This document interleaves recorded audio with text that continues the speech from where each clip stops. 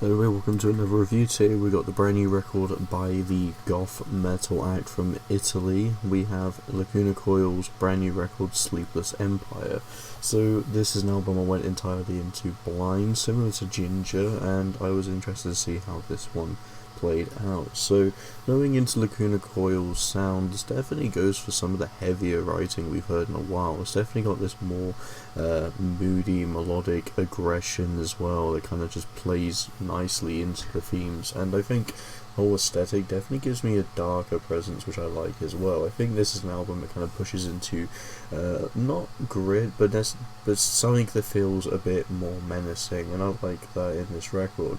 The concept works great, and I think all the 11 tracks we have here definitely show off great vocal performances. I think the instrumentation is also quite good. It definitely is one of the more interesting Lacuna Coil records in my opinion, but I will say at the same time it's not my personal favourite. I still think the earlier stuff, like Coil is probably my favourite record.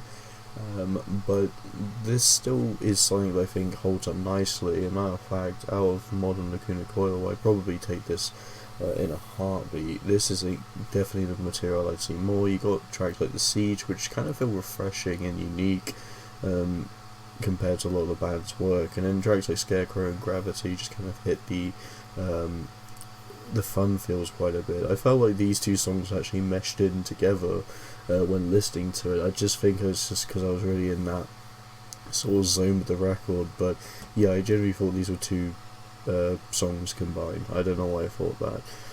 You've also got Randy Blythe as well as a feature lead singer of Lamb of God. I think Host in the Shadow with him is great. Then you also have New Year's Day's Ash Costello as well in the meantime. Two good tracks, and I think the features feel like they feel like they've worked with the song, they work well, they need to be there. I think it's honestly a pretty well-rounded record. I think you've got a lot of great stuff. I think from the start you've got some great songs.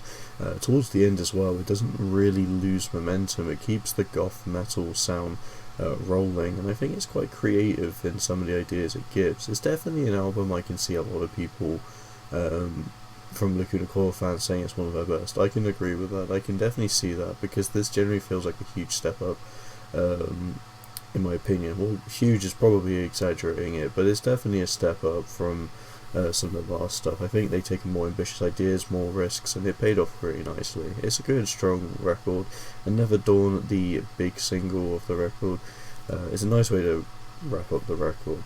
Sleepless Empire is just a fun song. I think this self-titled track and Sleep Paralysis, these two just honestly kick ass. Some of my favourite stuff on the record, and I think vocally I really enjoy how this sounds. The melodies on this are great.